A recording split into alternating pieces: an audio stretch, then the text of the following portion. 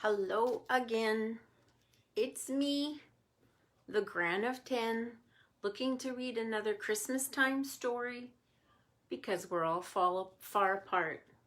Some of these stories are pretty old and I hope you enjoy them. I can't decide what you do and do not need to see. But anyway, guys, here's your story tonight. It's called The Christmas Elves by Henriette Major and illustrated by Poulin. Translated by Allan Brown.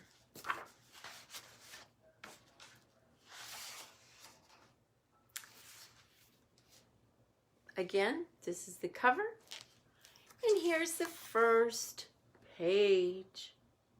Do you see the little elves? He has some kind of plant he's looking at. It was fall, and Bing the elf was very upset. It was time for harvesting his Christmas tree balls, but there seemed to be very few of them this year. First it rained and rained, and the balls couldn't start growing. Then the sun had come out, and its burning light had dried the tender decorations until many of them crackled and broke in the heat. Never, thought Bing, there'll never be enough for all the Christmas trees around here. He picked all the balls that were left on the branches, piled them carefully in the baskets, and went off to see how his neighbor, an elf called Bong, was doing.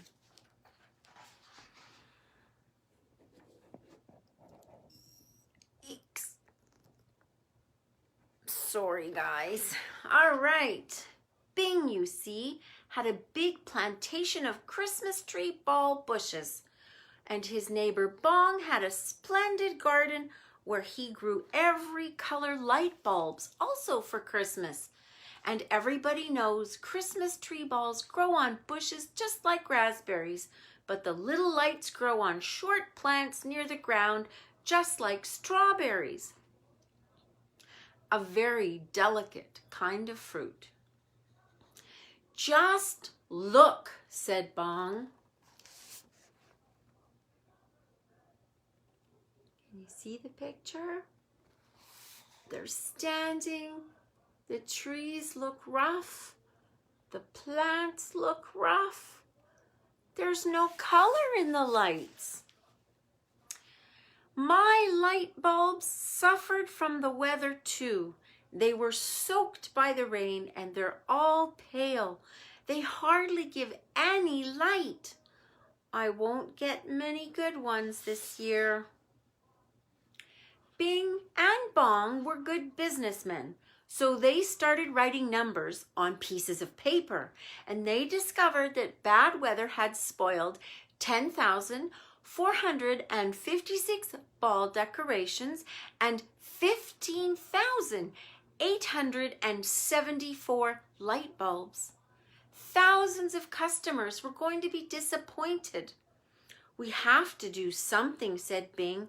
We can't leave those Christmas trees standing bare. You're right, said Bong. The world is sad enough without a bare Christmas tree. Oh no, everybody turn the lights back on. There we go. Magic. Oh, goodness me. Look at all that figuring they were doing. All right. Listen, I have a great idea. We had a poor harvest here, but maybe lots of decorations grew somewhere else. Why don't we go there and have a look? Good idea, shouted Bong. Who knows? Maybe in some far-off southern country we'll find new kinds of decorations and light bulbs for Christmas trees. So Bing and Bong decided to go somewhere else. It happened that a flock of ducks were flying by, and Bing and Bong asked their friend the butterfly to take a message to the flight leader.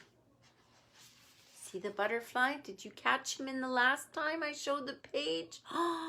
And there's the geese, the wild geese, or wild ducks. I wonder where they're going. Oh, look at this. Wow. Where's he going? Let's see. A few minutes later, a sturdy duck landed near them, and Bing and Bong boarded flight 001 on its way to somewhere else. They were so thrilled that they began to sing a song made up as they flew along. Come along, Bing, let's hear you sing a good loud song with no notes wrong. Bing bong. It's your turn, Bong, to sing our song in your squeaky voice with words so choice, singing bing, bang, bong. Wow, the duck was an experienced flyer who knew his way around the sky. He flew so cleverly and fast that 3 days later, Bing and Bong arrived in the land of somewhere else. The landing field was a beautiful yellow beach where little waves of the Caribbean Sea came lapping at their feet. Wow! Do you see the sea and the green and the sand and the big duck that flew them there? Oh, I wonder what they're gonna do next. Well, the first thing Bing and Bong noticed was the smell of flowers and spices in the air. They followed the perfume and soon came to a very strange garden. Bushes planted in rows bore the most beautiful Christmas tree balls you've ever seen. Some were striped, some had polka dots, some had squiggles, and some were splashed with many colors. And there were Christmas tree light bulbs too, in unusual shapes and colors. Bing and Bong could hardly believe their eyes. Did I show you? I'm so excited to see them all. Look, I almost forgot to show you. Do you see all those colors? Wow! After their trees didn't grow at all, they're in this colorful land. All right, let's see what happens next. They followed a path which soon led them to a pretty little bamboo house. And what a surprise when they saw on the veranda 2 little elves just like themselves, except that their skin was orange, not blue like their skin of Bing and Bong. They said hello and told each other what their names were. Their new friends were called Ping and Pong, and they found out that Bing and Bong were Christmas tree decoration farmers, so they invited them for lunch. Soon, Ping and Pong and Bing and Bong became good friends. Oh, I forgot to show you the cabin. Their little spot that these 2 little elves lived in. Do you see? Is that sunglasses? I'm not sure. Isn't that a cool tree too? So many different kinds of houses. Wow. So they invited them for lunch, and soon Ping and Pong and Bing and Bong became good friends. Later, they started talking business. They agreed to trade balls and light bulbs between the North and the South. They were sure that people in the cold North Country would love to use the brightly colored decorations from the South. And the people from somewhere else would like to try pale northern colors on their tree for a change. To celebrate the deal, as well as their new friendship, the 4 elves did a little dance together that might have been a rumba, or it might have been a samba. In our trees at Christmas time, silver Christmas bells will chime. You'll hear bing, bong, ping, pong, sing all day long. Ooh, look at the dance chart they drew to teach each other the right moves. That's an old Victrola that played what was called a record. Wow, look at them go. Nice moves, guys. Very pleased to have solved their problem, Bing and Bong stayed on with Ping and Pong for a few days of lazy holiday time on the beach. Their blue skin quickly turned to orange in the hot sun. They would have liked to have stayed longer, but Christmas was coming and they had to get back to work. It was time to go home. Oh, what's this sneaking into the sand? Huh? Look at those two having fun. All right, what happened next? How would they get home? This is going to be interesting. Well, first they had to see about getting the somewhere else Christmas tree balls and light bulbs back to the northern home. But how? It was winter and the ducks didn't fly north till spring. So they decided to use ocean travel. To protect their breakable balls from the water, the 2 elves, Ping and Pong, got busy and made some waterproof boxes. Look at those talented people from that little area. Boy, those are some smart elves. Look at them go.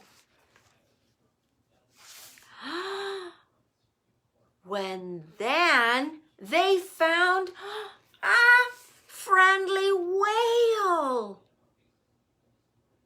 Look at the whale. Who carried their boxes to the northern land, giving Bing and Bong a chance to do a little scuba diving. Did you notice that? Guys, did you see them up here? Look at, there's their boxes, all safe, and they're scuba diving. They got their scuba gear on. That's so funny. Oh yes, and bye friends. Here's the island in the distance. The land of somewhere else. Back on solid land again, Bing and Bong did some moose hiking. Look at that. When they got back to the north, they hitched a ride on a moose. Have you ever? Would you ever have thought? The adventurous monster brought them and their loaded boxes right back to their farms. That looks like a really tired moose. Huh? And here they are. The boxes are empty. I wonder what happened. Oh, from there, the decorations were sent out to all the good stores in the towns and villages nearby. Soon, the shelves were filled with balls and Christmas lights from the beautiful country of somewhere else, and customers flocked to buy them. That year, the Christmas trees in the region were magnificent. Thanks to the decorations from somewhere else, Bing and Bong were proud of themselves for their clever idea. You know, even now in our times, Bing and Bong are famous for growing and importing the most beautiful Christmas tree decorations ever seen. Did you look out your window and see Christmas tree lights glowing like that? everybody, I think, this year is going to take time to go look at the Christmas lights. Isn't that a fun story? And that's it for tonight. Thanks for listening, guys. I hope you enjoyed it. Love you.